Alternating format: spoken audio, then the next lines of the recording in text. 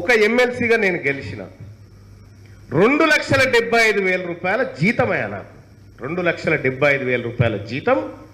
నా భార్య పిల్లలకి ఏమన్నా అయితే 1 కోటి రూపాయల దాకా మెడికల్ సపోర్టు, మళ్ళీ నేను తిరిగేటందుకు 50 లక్షలు గవర్నమెంట్ ఇచ్చి కారు కొనుక్కోమంటది, మళ్ళీ అలవెన్స్లు. అలాగా నేను నెల రోజులు ఎమ్మెల్సీగా ఉన్నా జీవితాంతం పెన్షన్, ఆర్టీసీ బస్ ఎక్కితే ఎక్కడన్నా ఫ్రీ, మళ్ళీ రైలు ప్రయాణాలు. ఒక ఎమ్మెల్సీకి, ఒక ప్రజాప్రతినిధికి ఏం దక్కుతా ఉంది?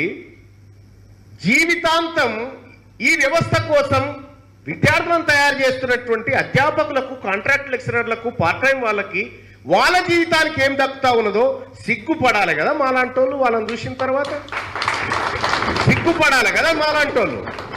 నేను పదే పదే చెప్తా ఉన్నా కదా, మాకు కాదురా ఉండాల్సిన జీతాలు, మాకు కాదురా ఉండాల్సిన పెన్షన్లు, వీళ్ళకు ఉండాలని చెప్పి చెప్తా ఉన్నా.